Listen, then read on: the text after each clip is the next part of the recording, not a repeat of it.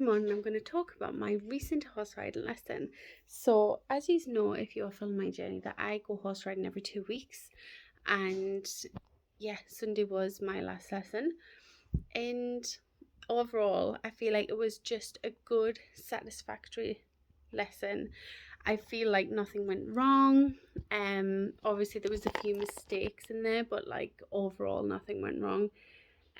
We started off, we were on the lovely Corby again, which is the big black horse that I had the last time, and I absolutely love him. I think he's beautiful. However, he's a bit cheeky, he's a bit nippy sometimes.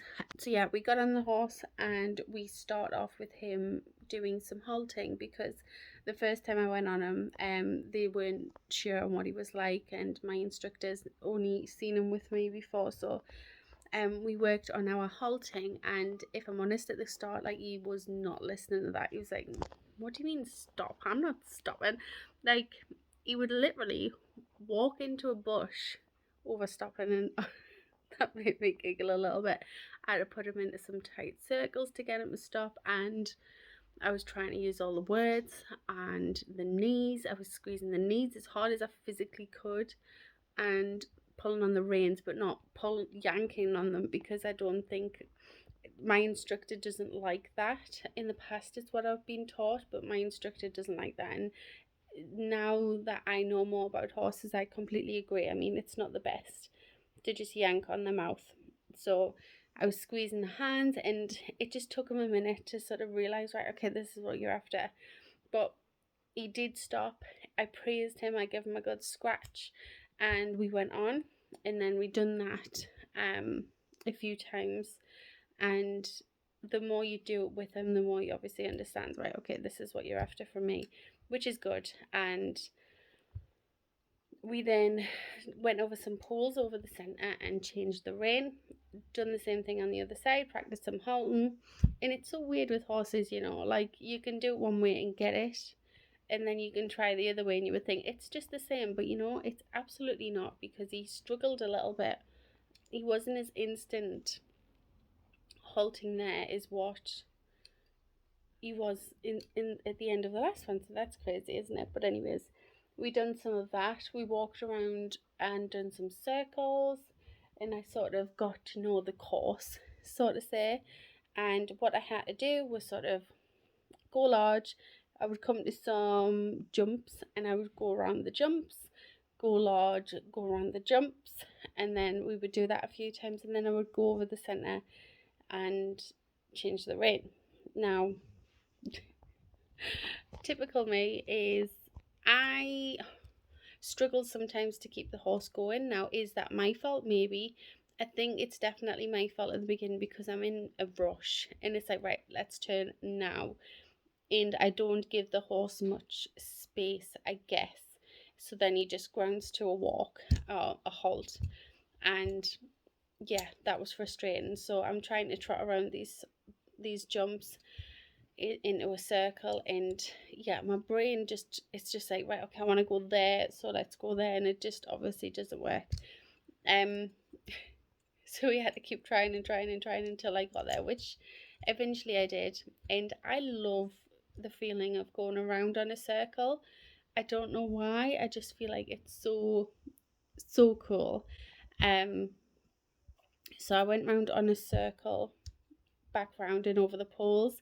I don't know why, but for him, he frightens me a little bit, because he is so forward, and I'm getting used to that speed of forwardness. Going over poles sometimes freaks me out, because I'm like, oh my god, because I know sometimes going over poles, their strides change a little bit, and I'm trying to get comfortable with that. So I panic sometimes, especially on him, because he's so bouncy and I'm bouncing out of the saddle all the time. I panic a little bit, grab onto the neck rein, and that then sometimes throws him off, and it makes him sort of like not be centre and try and change direction and stuff like that. So that is on me. I'm going to have to just man up and get over that. But that's going to just come with time. But yeah, so we went around the circle, went down the poles, and I always kept halting on the poles, and it got to a point where sometimes he was just doing it because he was being naughty, she was saying. But yeah, we did eventually do it once, maybe twice if I was lucky. And I was great on one side, but the other side I struggled a little bit because it was a little bit tighter, and it panicked me a little bit thinking the poles are closer, so I don't have as much space. And yeah, but it was nothing to be upset about. So we were doing it. Something I've found with this lesson actually is I've found that I have become more comfortable with the forwardness. I don't know if I've said, I don't think I did, unless I'm going crazy. But I'm getting more comfortable with the forwardness of a horse, and I'm really enjoying that. Because the first time on him, I was freaking out a little bit with trot, and I would grab onto the neck brace like what I do with the poles. Whereas this time I didn't need to, but I was losing my balance a lot on him. I felt as if he was like shuddering a little bit. It's like he didn't know whether to go or stop. So that was probably my leg aids and stuff like that was just all wrong. So I felt like I was going for the trot and he would sort of stop, and then he would sort of go, and then he would sort of stop, and I would be like all over the place. I've probably got a video where you can sort of see that somewhere. I'll try and insert it. But yeah, like I say, the forwardness, it's like, if anything, I was getting frustrated with him, as in like, no, let's go. And I found that the more he goes, the easier it is for me, and it was actually fun to be going forward, and something that terrifies me but also brings me a little bit of comfort. If you've been following my journey, you know that I'm struggling with the canter. I can't canter yet, and I think it's more of a mental problem than it is actually not being able to do it. I think if I was to try, I probably could do it. Fingers crossed, touch wood. But I've been thinking, when I was last cantering, I remember the momentum of getting into the canter being very scary, as it's very forward, and I've always really just been on a nice slow steady trot, quite slow, and all of a sudden the like kick on, go, go, go, go, go, until you sort of force them into a canter. And I think that is what I'm scared of more. Also, the bit where you sort of like, the horse comes up, doesn't it, on a canter, and the head comes up in order to push themselves forward. Whereas I'm hoping that the fact that I'm used to a forward trot will now help me feel a little bit more comfortable of going into a canter and getting used to that forwardness, because a canter isn't necessarily faster, is it? It's just a different type of movement, is what I've heard. I could be talking rubbish.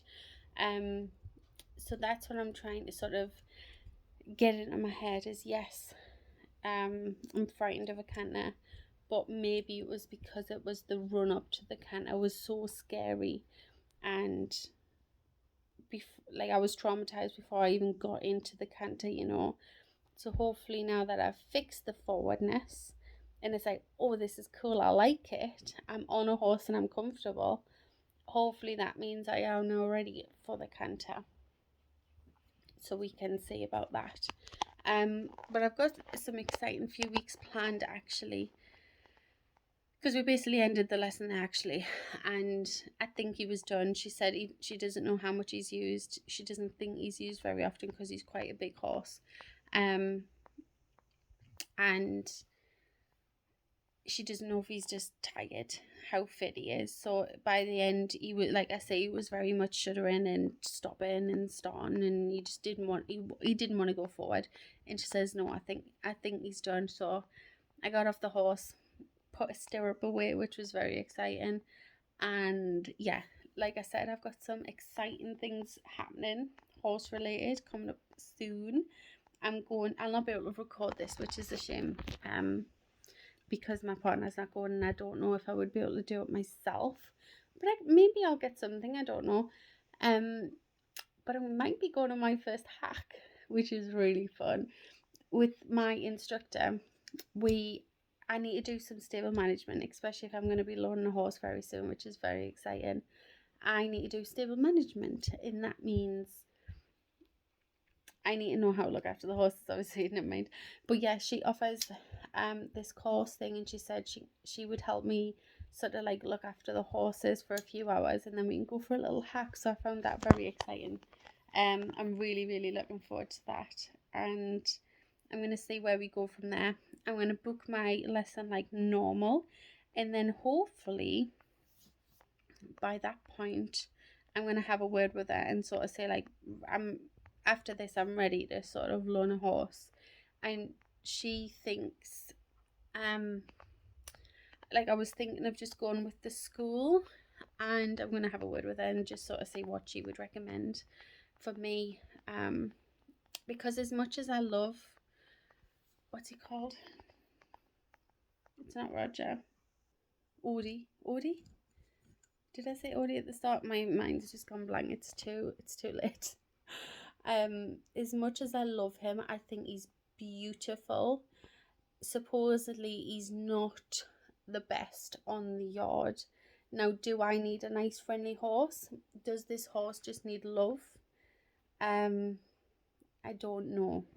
Maybe I'll speak to her about it, because I need a friendly horse. I need a horse that's not going to bite me, that's not going to sort of kick out or rear up or anything like that, you know. But he was an ex hunting horse. Have they got a reputation? I don't know. I can imagine that they haven't been loved like how some horses may have been. I don't know, is that me just being judgmental? Maybe. But I can imagine them being like very much like workhorses, and they do this and then that's it. It's not as if like they're sort of fussed over, whereas I want a horse that I can fuss over. So yeah, that's the plans for the next few weeks. I'm excited to share them with you, and yeah, thank you so much for watching this video, guys. Subscribe, like, comment, and it means the world. It really, really does. Have a lovely day.